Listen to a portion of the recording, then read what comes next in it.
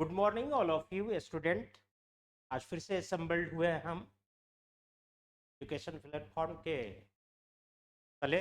और आज एक हल्की सी काफ़ी लोगों का अनुरोध था, सर फिजिक्स भी पूरे साइंस जो है थोड़ा सा कंपेरेटिवली जो है आप जो है स्टार्ट कर दीजिए। जैसे कि कई बार सिर्फ बायोलॉजी की क्लास आए तो निरस्ता आने लगती है, उसी तरह से हम और भी फैकल्टियों को बुलाकर, और भी संस्थान से जुड़े हैं उन फैकल्टियों को बुलाकर हम अलग से धीरे धीरे सारे क्लास आपको बिल्कुल ही लगाया जाएगा और आपको लाभान्वित किया जाएगा। आप फीडबैक भी देंगे।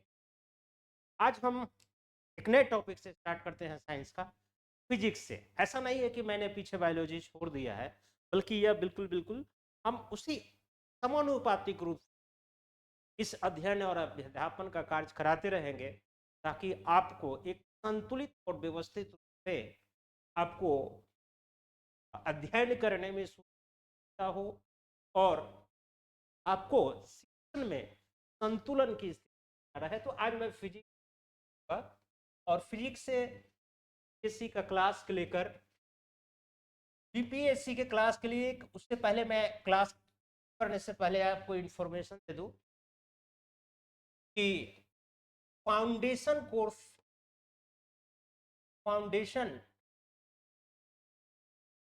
कोर्स का एनरोलमेंट स्टार्ट है। आप चाहेंगे तो एनरोलमेंट करा सकते हैं।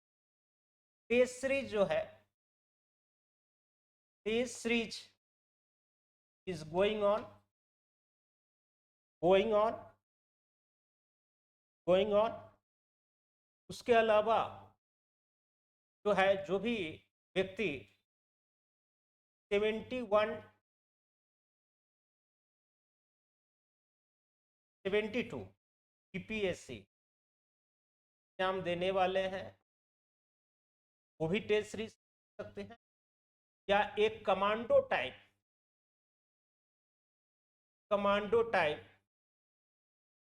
सिर्फ पीटीए स्पेशल के लिए, पीटी के लिए, अभी तत्काल पीटी आने वाला है तो पीटीए स्पेशल बैच स्टार्ट है। और टेस्ट सीरीज इसके रिगार्डिंग जो भी इससे इनरोल कराएंगे, टेस्ट सीरीज को अलग से पेमेंट करने की आवश्यकता नहीं है, तो टेस्ट सीरीज है। और 73rd के लिए फाउंडेशन कोर्स के लिए बैच में admission is going on going on. इसके अलावा यूट्यूब पर आप जो व्यक्ति अगर क्लास लेने में असक्षम है, यूट्यूब पर जो वीडियो आ रहे हैं उनका आप लाभान्वित हो सकते हैं, प्रॉफिट आप गेन कर सकते हैं। ये सारी चीजें हल्का सा मैंने इंफॉर्मेशन दे दिया था। आज फिजिक्स में बीपीएससी को लेकर हम चर्चा करेंगे। बीपीएससी में प्रश्न आते हैं, टोटल साइंस के क्वेश्चन होते हैं, अप्रोक्सीमेटली 30 क्वेश्चन आते हैं। अप्रोक्सीमेटली आपको 30 क्वेश्चन आते हैं और इस 30 क्वेश्चन में से अगर मोटा मोटी हम माने तो अगर 10 बायोलॉजी मान लेते हैं, ताकि इससे भी ज़्यादा भी हो सकता है संख्या, केमिस्ट्री से 10 होते हैं और फिजिक्स से 10 क्वेश्चन। काफ़ी महत्वपूर्ण भूमिका है 10 क्वेश्चन का। इस फिजिक्स को बहुत लोग हल्के में लेंगे कि 10 क्वेश्चन तो सिर्फ आता है, तो इसके लिए क्या बहुत अध्ययन करने की आवश्यकता है क्या। साइंस जो है डिसीजन मेकिंग होता है आपके पीटी एग्जामिनेशन में, तो फिजिक्स भूमिका उसमें भूमिका है। कुछ लोग बोलेंगे कि फिजिक्स की क्या भूमिका है, तो मैं आपको बता देता हूँ कि पॉलिटी से जनरली 10 से 12 क्वेश्चन ही आते हैं, तो इसका जो वेटेज है लगभग लगभग पॉलिटी के बराबर है, सिर्फ फिजिक्स का ही। तो इसकी महत्ता कितनी महत्वपूर्ण है आप इसको समझ गए होंगे। चलिए अब फिजिक्स से स्टार्ट करते हैं। और या 10 मार्क्स से हम प्राप्त कर सकते हैं। रिकॉर्डिंग में उस सिलेबस को भी देख लेते हैं कि कौन कौन सी चीज़ें पढ़नी चाहिए, किस चैप्टर से कब कब क्या क्या प्रश्न रहे हैं, कि हम चर्चा कर देते हैं ज़्यादा समय न लेते हुए। तो पहला है, बहुत ज़्यादा प्रश्न आने की संभावना है, वह है नीट एंड डायमेंशन से। नीट एंड डायमेंशन यानी कि और इकाई से प्रश्न आएंगे। चैप्टर नंबर 1 है और इससे जो प्रश्न आते हैं, कई बार 1 से लेकर 2 प्रश्न आने की संभावना रहती है। कई किसी साल ना भी आता है, लेकिन 1 से 2 प्रश्न आने की संभावना रहती है। तो मैकेनिक्स जिसको यांत्रिकी कहते हैं, यहां से ज्यादा भी प्रश्न आते हैं, कई बार 1 से 2, कई बार 3 प्रश्न तक एक ही चैप्टर। मैकेनिक्स बड़े चैप्टर हैं और इससे बहुत सारे न्यूटन्स लॉ आएंगे, ग्रेविटी आएंगे, जी से रिलेटेड आएंगे, बहुत सारे इस टॉपिक्स के अंतर्गत आएंगे। हम जब पढ़ाएंगे मैकेनिक्स तो सारी चीजें पढ़ते खुलेगी। Heat and sound, heat and sound मैं एक ही साथ रख दिया हूं, चाहता तो बिल्कुल अलग ही कर दीजिए, तो कई लोग कंफ्यूज कर जाएंगे। तो हीट से यानी कि टेम्परेचर यानी कि हीट से क्वेश्चन रहते हैं। थर्मोडायनेमिक्स के लॉ है कि नहीं, केल्विन, सेंटीग्रेड का टेम्परेचर का जो कंपेरिजन करने के लिए प्रश्न आते हैं, वहां से प्रश्न आएंगे। 1 से 2 क्वेश्चन यहाँ से भी रहते हैं कई बार। उसके बाद साउंड से प्रश्न आते हैं, तो हम ध्वनि कहते हैं। अब ध्वनि पढ़े होंगे कि कितने प्रकार के साउंड होते हैं, कि ध्वनि के आधार पर मेजरमेंट भी कई बार चीज़ों का किया जाता है। साउंड जो है, साउंड की फीचर्स कौन कौन से होते हैं, साउंड कितने प्रकार के होते हैं, ये सारी चीज़ें इसी चैप्टर के आते हैं। कई बार 1 से 2 क्वेश्चन यहाँ से भी प्रश्न आते हैं, या मिनिमम कई बार एक ही प्रश्न आते हैं, कई बार न भी आते हैं। उसके बाद में हीट साउंड के बाद में आपका तो आएगा ये आपका एक और अभी जी आ जाएगा, एक आ जाएगा आपका जो महत्वपूर्ण रूप से चैप्टर के रूप में आपको ये आपको पढ़ने की आवश्यकता है, वह हो गया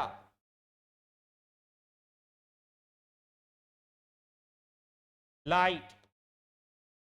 अब लाइट, इस लाइट में ही सारा चीज आ जाएगा। बहुत लोग कहेंगे इसमें मिरर इमेज से आ जाएगा, मिरर इमेज, इमेज से प्रश्न आएंगे, क्या आता है कि नहीं। टाइप ऑफ मिरर हो जाएगा, में आएंगे। मिरर से रिलेटेड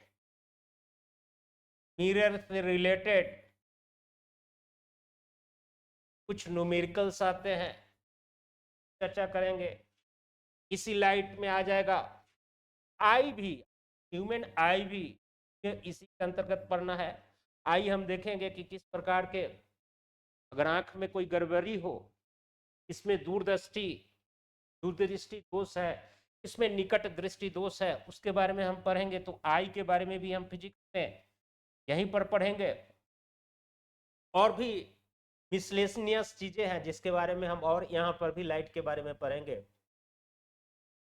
के बाद में जो हम पढ़ेंगे वह मॉडर्न फिजिक्स पढ़ेंगे। उसके बाद 7th चैप्टर में इलेक्ट्रिसिटी यानी कि विद्युत,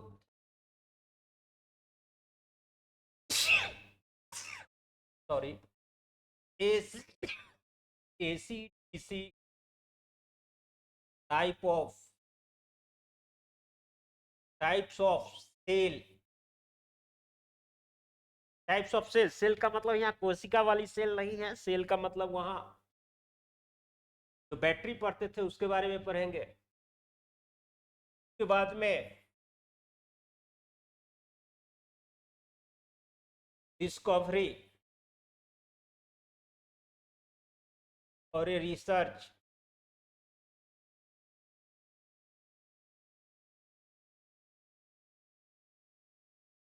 सर्च ऑफ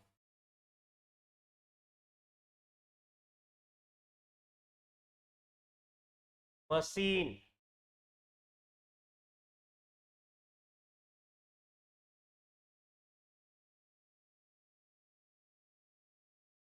मशीन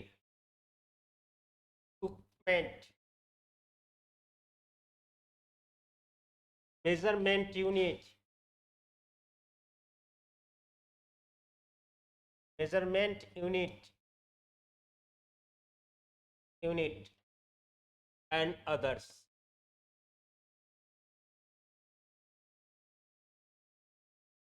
नाइन्थ में पढ़ेंगे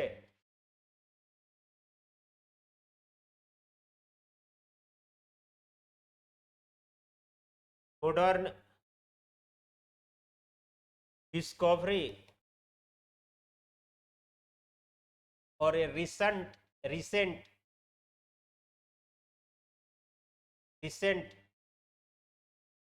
development in science and science technology.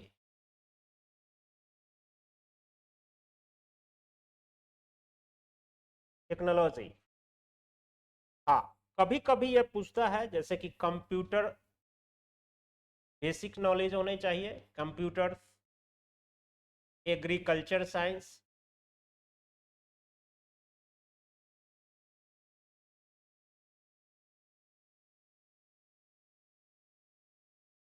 Agriculture science and environment.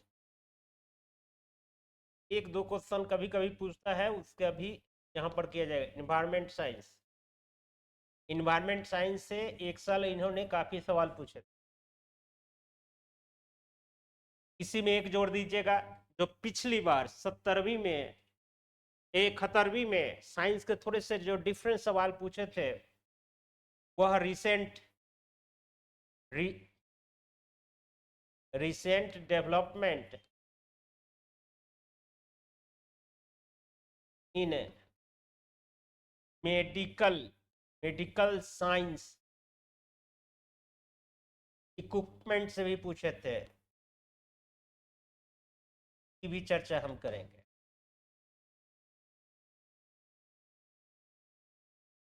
तो मोटा मोटी 10 के करीब टॉपिक्स मैंने लिखा दिया है। इसी टॉपिक से ज्यादातर सवाल रहेंगे। इलेक्ट्रिसिटी से भी 1 से 2 सवाल रहते हैं। डिस्कवरी और रिसर्च से तो एक सवाल यहाँ निश्चित रूप से रहते हैं। इसके अलावा ये मिसलेनियस सवाल है, यहाँ से कभी कभी 1 से 2 सवाल लाते हैं, जनरली एक सवाल लाते हैं जो बहुत टफ बनाना रहेगा सवाल। कई बार यहाँ से 10वें टॉपिक से 71वीं में कई सवाल पूछ दिए थे न्यू रिसर्च से, जो एग्रीकल्चर साइंस या मेडिकल साइंस से रिलेटेड क्वेश्चन थे, टफ क्वेश्चन बने थे। इस तरह से इतने टॉपिक के सवाल आ सकते हैं। अब चलते हैं, आज शुरू करते हैं फर्स्ट टॉपिक। और अभी ने बताया था कि यूनिट एंड डायमेंशन से हम लोग शुरू करेंगे। चैप्टर नंबर 1 लिखिएगा, chapter number 1 unit and dimension.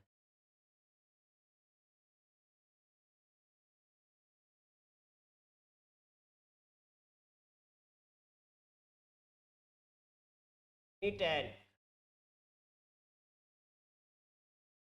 Dimension यानी कि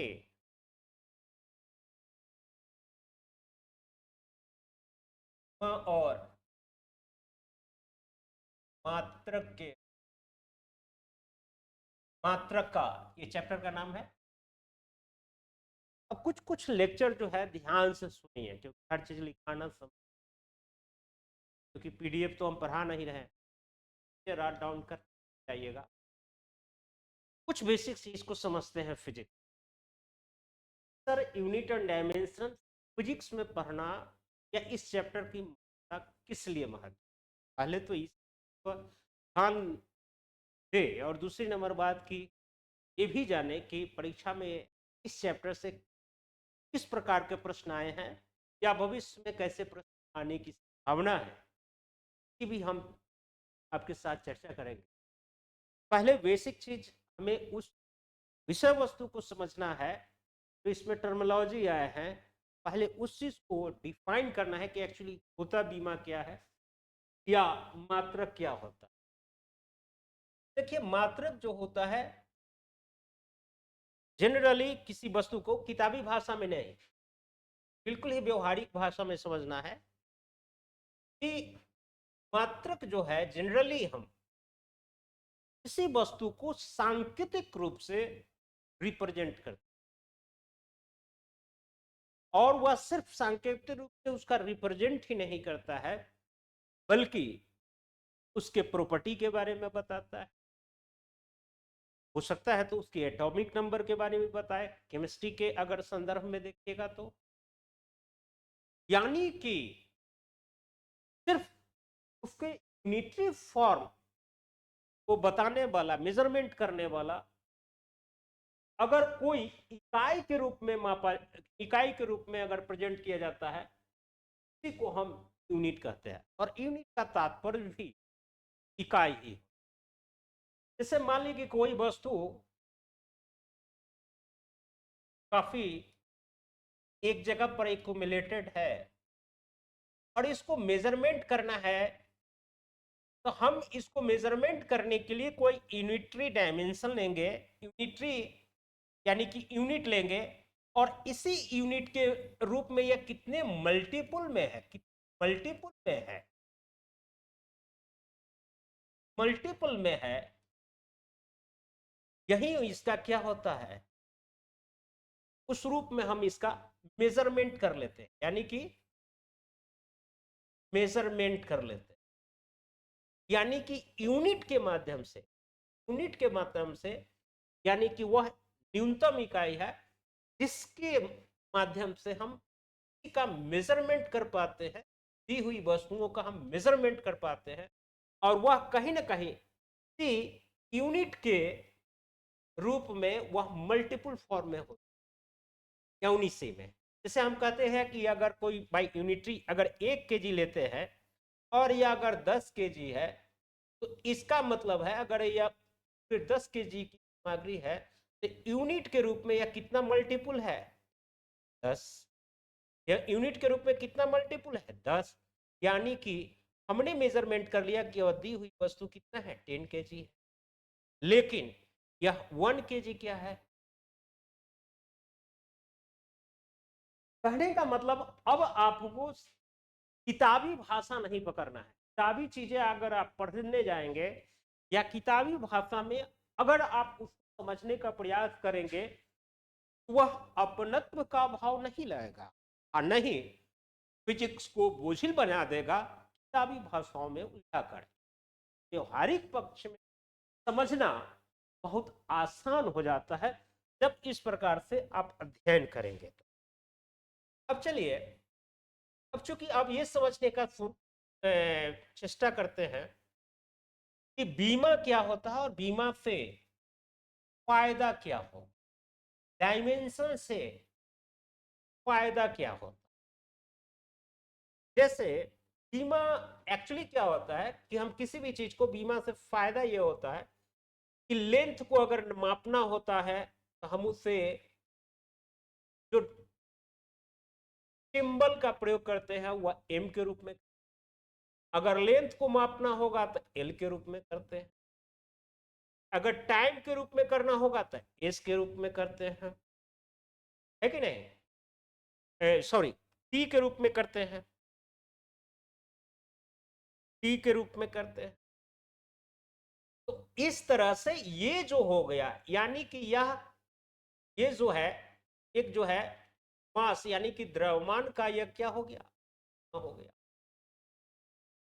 यह क्या होगा, लंबाई का क्या हो गया,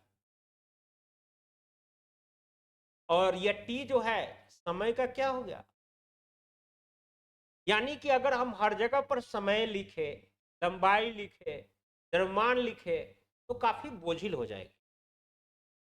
इसीलिए इनको एक सिंबॉलिक रूप से रिप्रेजेंट करने के लिए हम का प्रयोग।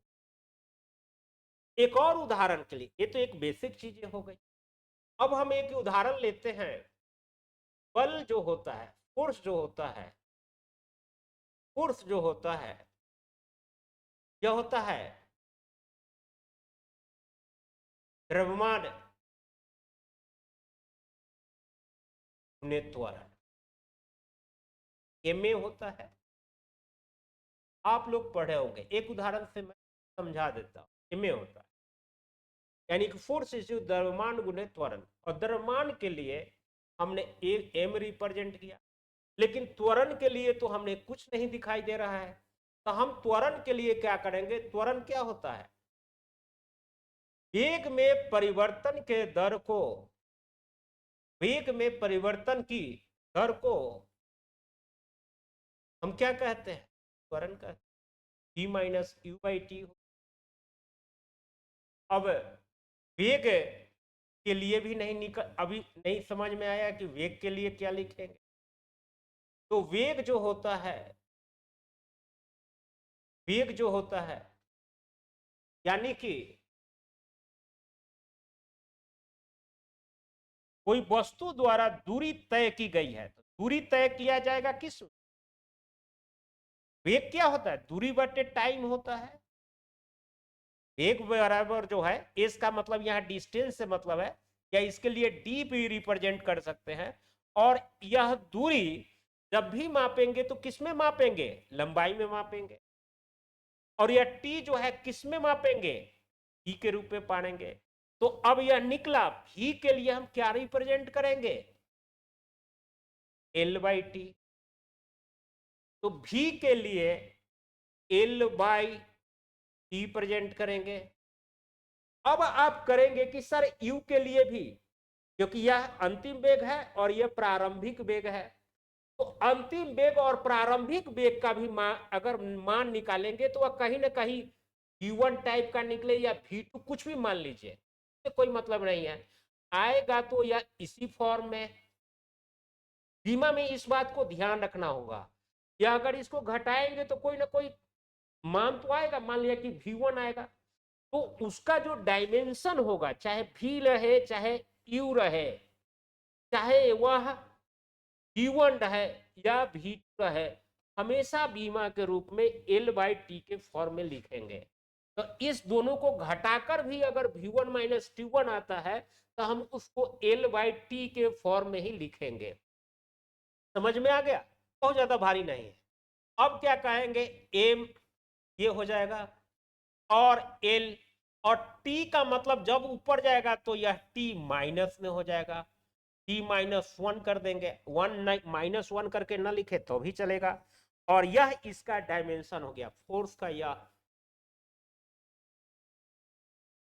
अब आपको समझ में आ गया होगा कि अगर इस टाइप के, अभी बीपीएससी ने इस टाइप के प्रश्न नहीं पूछे हैं, लेकिन अगर बीमा के रूप में रिप्रेजेंट करने के लिए पूछ देगा कि कौन सा इसका बीमा सही है किसी का नहीं है, उसी तरह से हम क्षेत्रफल का निकाल सकते हैं। तो ऐसे बहुत सारे मैंने बेसिक चीजें बताया हूं कि बीमा किसको निकालेंगे, कैसे कहेंगे। अब आपको मोटा मोटी समझ में आना हो रहा गया। अब बीमा समझ लिए, यूनिट, अब यूनिट समझ रहे हैं। तो देखिए, अब है यूनिट और डायमेंशन में,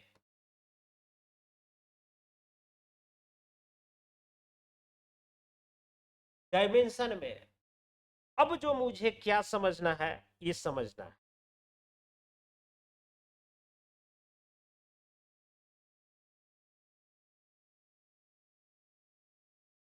आपको करना क्या है, इसमें एक्चुअली मुझे पढ़ना किस, पहली नंबर बात यह है कि डायमेंशन जो होता है ये डायमेंशन छोड़ दीजिए, यूनिट जो होता है, पहले यूनिट को पढ़ेंगे। तो यूनिट जो होता है वह जनरली दो वर्गों में बांटा जाता है। यूनिट को पहले अभी सामान्य स्थिति में हम दो वर्गों में बांटेंगे। एक होता है फंडामेंटल यूनिट, फंडामेंटल यूनिट, और दूसरा जो होता है वह डेरिवेटिव डेरिवेटिव इसी को कहते हैं मूल मात्रा।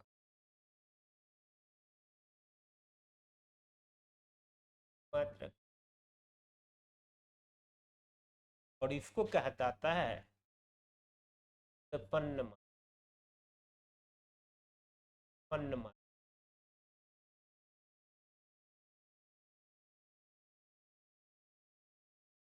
अब ध्यान दीजिएगा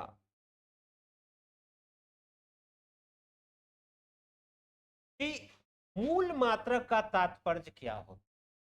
यहां से बीपीएससी ने प्रश्न, तो हम इसमें ये भी बताते जाएंगे कि किस प्रकार के प्रश्न पूछे गए हैं। मूल मात्रा की संख्या जो है वह 7 है, और यही बीपीएससी ने सवाल किया। ये सर आप देखिए, लेकिन ध्यान रखिएगा, पूरक मात्रक सहित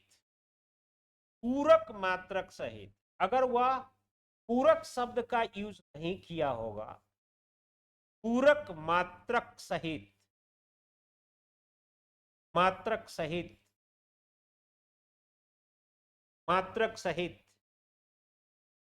मूल मात्रक, यानी कि मूल मात्रक की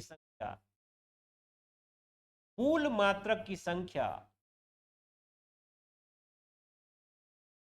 यह 9 हो जाए। तो आगे के प्रश्न में जो सिर्फ सेट मार के जाएंगे तो दिक्कत हो।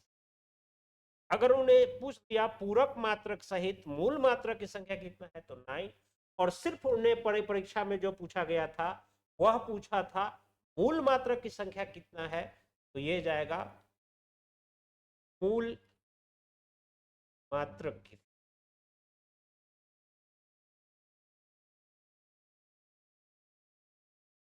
अब देखिए सर, इसको रटना पड़ेगा या मुझे फिर समझना है? कहिएगा तो मैं 7 के 7 लिस्ट या 9 का 9 लिस्ट बता दूं, लेकिन फिजिक्स में अगर इस ढंग की चीजें अगर आप रटते हैं तो फिर फिजिक्स पढ़ने का कोई मतलब नहीं। ये नंबर आपके लिए बहुत मायने नहीं रखता, माने ये रखता है कि फंडामेंटल यूनिट्स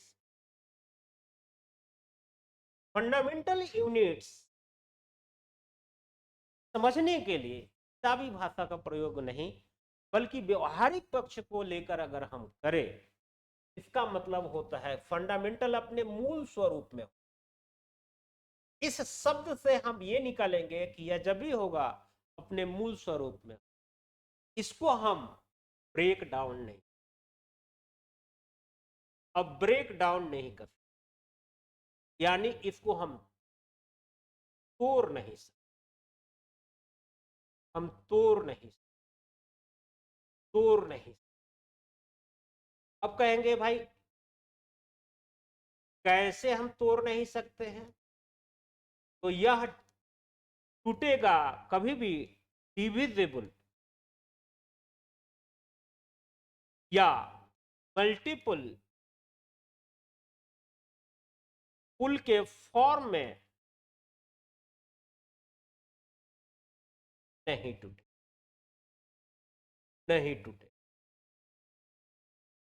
जबकि इधर आते हैं जस्ट इसके ऑपोजिट हो, ये नहीं टूटता है और ये टूटे, यानी कि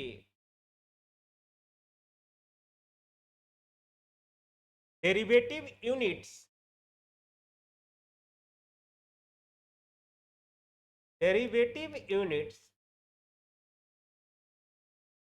ड्राइव और ए ब्रेकडाउन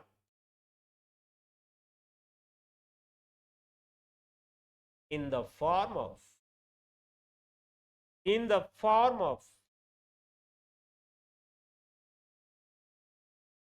multiple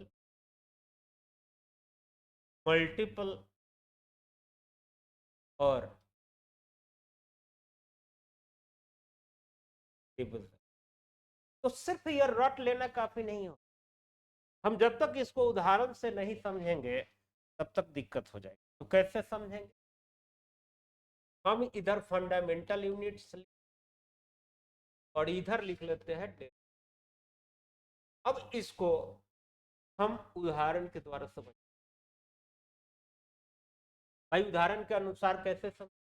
पहला है फंडामेंटल यूनिट्स, और ये फंडामेंटल यूनिट्स नहीं टूटेंगे, यानी कि ब्रेकडाउन के रूप में नहीं होंगे, ऐसे नहीं होंगे। इसको देखते हैं। फंडामेंटल यूनिट्स की एक जो विशेषताएं हैं, फंडामेंटल यूनिट्स की एक विशेषताएं हम आपको लिख के बता रहे हैं कि fundamental units not break down indivisible और ए मल्टीपल फॉर्म। पीछे समझा चुका। जैसे मान लिया जाए कि मास है और मास को हमने m से रिप्रेजेंट किया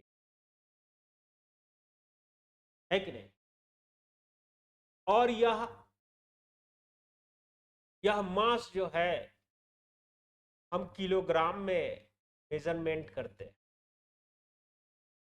या अगर हम लेंथ को ले तो लेंथ में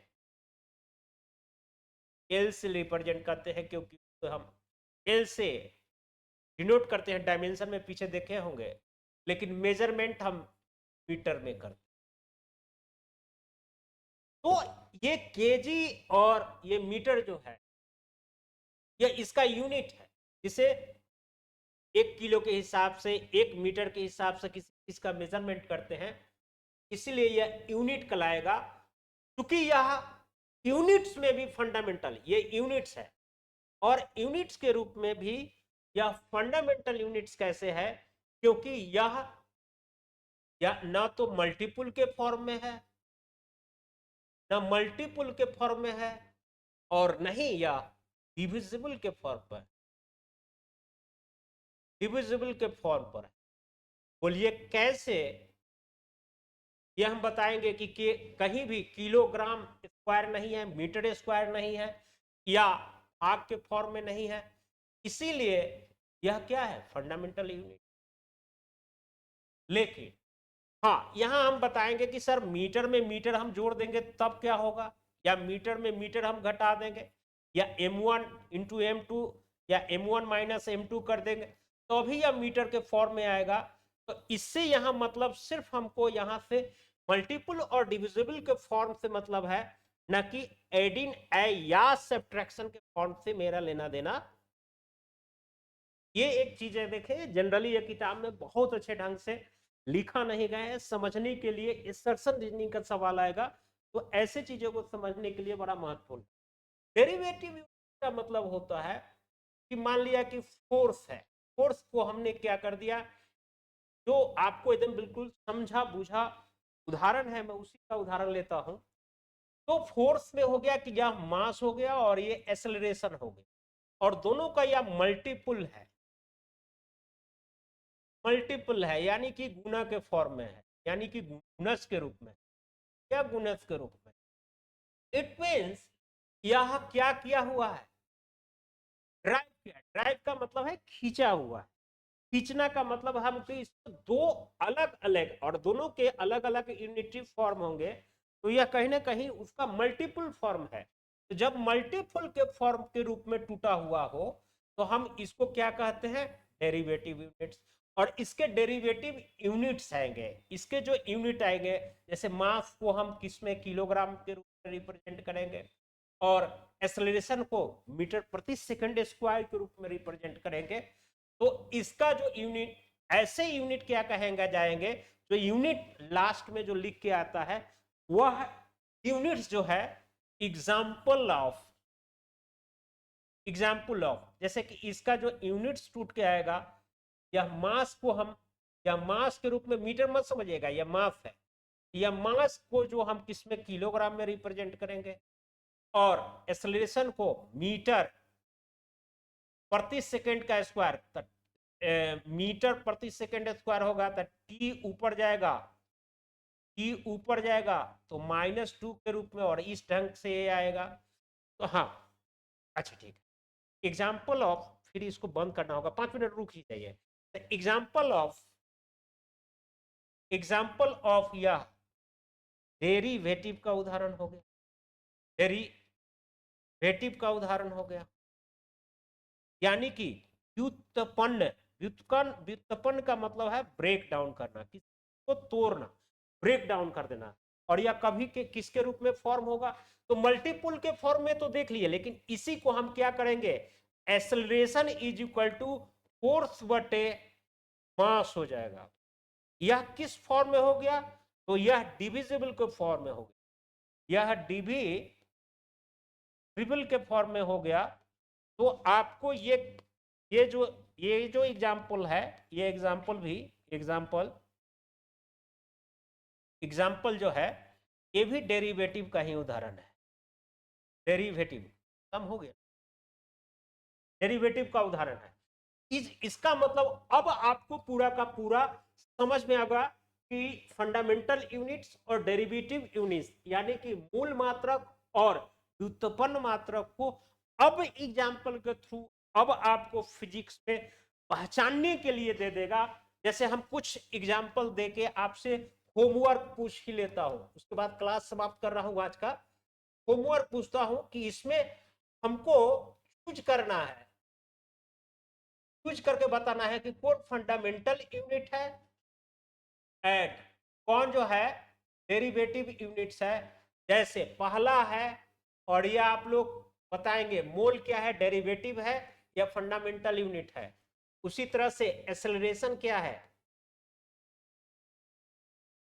एक्सेलरेशन क्या है ये बताना है। तीसरा, मात्र 5 सवाल देता हूं, ये आप करके लाइएगा। फोर्स क्या है, उसके बाद एरिया क्या है, और पांचवा लेंथ क्या है। ये 5 क्वेश्चन SW करके लाना है। जब नेक्स्ट फिजिक्स का क्लास चलेगा तो ये 5 हम सवाल आपसे पूछेंगे, आप कमेंट सेक्शन में उसका उत्तर लिख देंगे। आज की क्लास थोड़ी सी ही है, लेकिन बहुत ही, चूंकि फिजिक्स थोड़ा टेक्निकल सब्जेक्ट है, इसलिए मैं इस बात को ध्यान में रखकर आधे घंटे, ज्यादा से ज्यादा 20 से 25 मिनट का वीडियो ही आएगा। धन्यवाद।